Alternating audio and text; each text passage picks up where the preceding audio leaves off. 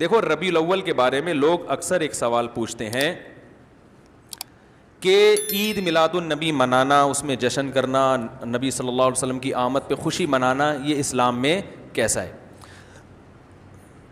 ہم رسول اللہ صلی اللہ علیہ وسلم کی سیرت دیکھتے ہیں. پہلی بات تو یہ کہ 12 ربیع الاول نبی کا یوم ولادت ہے، اس پر کوئی صحیح روایت موجود نہیں ہے. اگر ہے تو بھائی کوئی دکھا دے، بھائی یہ روایت ہے، اس کے یہ راوی ہیں، سارے ثقہ راوی ہیں. ایسی کوئی روایت موجود نہیں ہے، اور اس کی وجہ یہی ہے کہ اللہ تعالیٰ نے اپنے نبی کی ولادت کے دن کو امت سے چھپا لیا ہے تاکہ اس میں خرافات نہ، کیونکہ پچھلی امتوں نے کیا نا اپنے انبیاء کی ولادتوں کے دن کے ساتھ.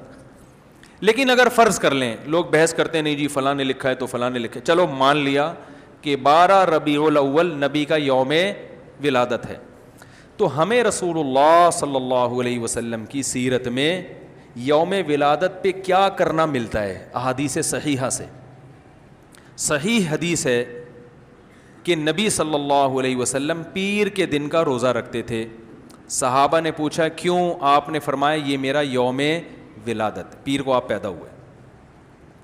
اب دیکھو پیر کو نبی نے روزہ رکھ کے یہ بتا دیا کہ اس میں عید کا تصور نہیں ہے، کیونکہ عید اور روزہ جمع، بولنا پڑے گا آپ لوگوں کو، جمع نہیں ہو سکتے. اب اس کو سیلیبریٹ نہیں کیا جا سکتا. جس دن روزہ ہو جائے گا نا، اب وہ سیلیبریٹ کرنا اس کو ممکن ہے ہی نہیں، اس میں جشن کا تصور ہی ختم ہو گیا. جو ہماری عیدیں ہیں ان میں روزہ رکھنا جائز ہے؟ عید الفطر کو کوئی روزہ رکھے؟ بولو بھائی. اگر جس دن روزہ رکھا وہ عید نہیں ہو سکتی، جو عید ہے وہ روزے کا دن. کیا خیال ہے؟ عید اور روزہ ایک دوسرے کے کیا ہیں؟ اپوزٹ. کیونکہ عید ایک خوشی کا دن ہے اور اس کو سیلیبریٹ کرنا ہے. تو سیلیبریٹ جو کیا جاتا ہے کھا پی کے کیا جاتا ہے یا بھوکا رہ کے کیا جاتا ہے؟ دیکھو آپ کے بچے کا امتحان میں پاس ہو گیا اچھے نمبروں سے، بہت خوش ہیں آپ نے تمام رشتہ داروں کو فون کیا، بھائی میرا بچہ 100 نمبروں سے پاس ہوا ہے، میں بہت خوش ہوں اور میں اب جشن مناؤں گا، ایک سیلیبریٹ کروں گا اس کو. بھائی کیسے کریں گے؟ بھائی آپ تمام لوگوں سے گزارش ہے کہ صبح کا ناشتہ بھی چھوڑ دیں اور کل دوپہر کا کھانا بھی چھوڑ دیں.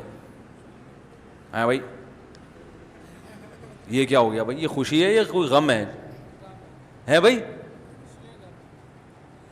روزہ کوئی غم کی علامت نہیں ہے لیکن خوشی بھی نہیں ہے. خوشی کا مطلب خوشی کو سیلیبریٹ کرنا نہیں ہے، منانا. خوش ہونا ایک الگ چیز ہے، خوشی منانا.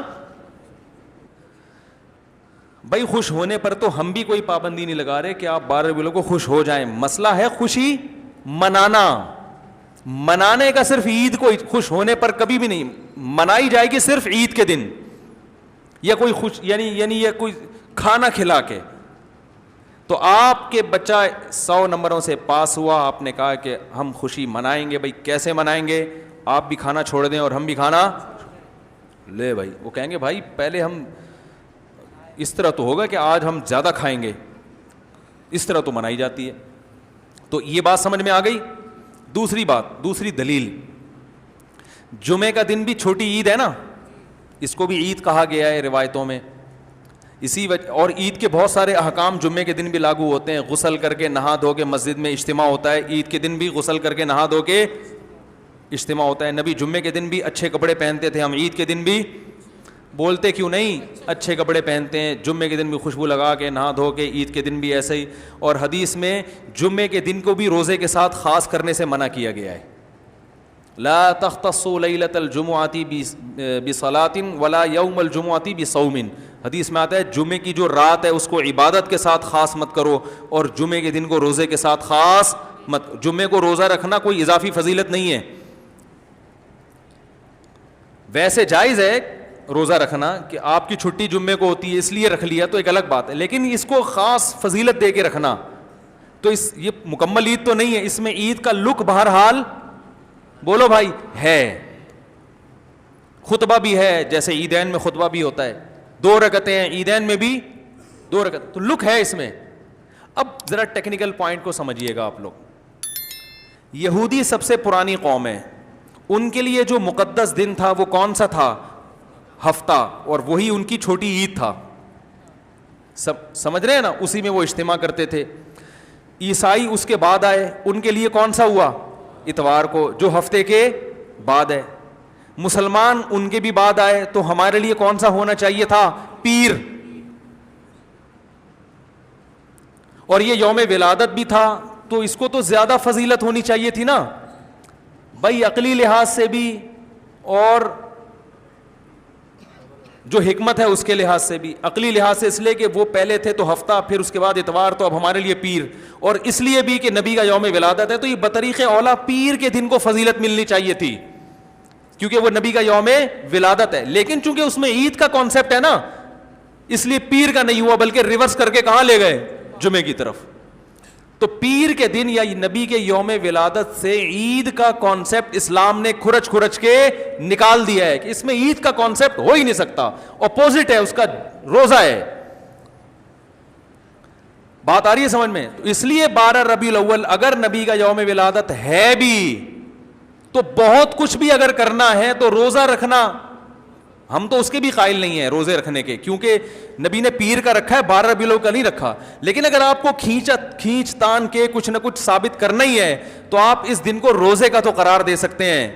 آپ اس دن کو سیلیبریٹ کرنا یا عید قرار دینا آپ کے لیے ممکن, قرآن و سنت نبی کی تعلیمات کے مطابق عید کا دن قرار دینا ممکن نہیں ہے, آپ ممکن نہیں ہے. دوسری بات, ابھی بات مکمل نہیں ہوئی ہے, ایک پوائنٹ اور رہ گیا. اسلام میں عیدیں صبح کے وقت ہوتی ہیں, رات کو عیدیں غیر مسلموں کی ہوتی ہیں. کرسمس زیادہ جوش و خروش سے کم منایا جاتا ہے رات کو, کیونکہ اس میں ڈھول ڈھمکے ہوتے ہیں, لائٹنگ ہوتی ہے. لائٹنگ رات کو جچتی ہے, دن میں لائٹنگ بولو بھائی نہیں. جبکہ اسلام کے جو تہوار ہیں وہ کب ہوتے ہیں؟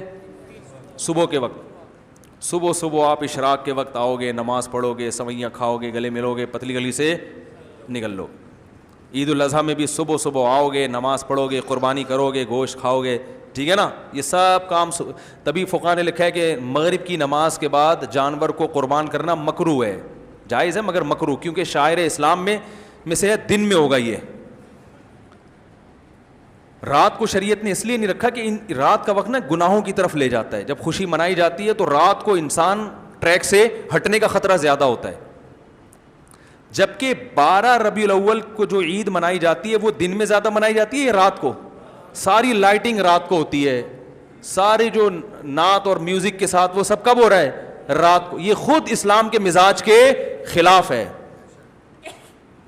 تو پتہ ہی چلتا ہے بھائی, بہت معذرت کے ساتھ, کسی پہ طنز مقصد نہیں ہے. دیکھو اللہ اس کے رسول صلی اللہ علیہ وسلم کو فالو کرنا یہ عشق نبی ہے اصل. یاد رکھو, محبت میں جذبات پہ کنٹرول کرنا یہ زیادہ مشکل کام ہے, اور جذبات سے ہٹ کے, جذبات سے مغلوب ہو جانا یہ آسان بہت ہے, لیکن یہ حقیقی محبت کی علامت نہیں ہے. جب محبت ہو نا کسی کو, تو اپنے جذبات کو حدود کے اندر رکھ کے انسان محبت کا اظہار کرے.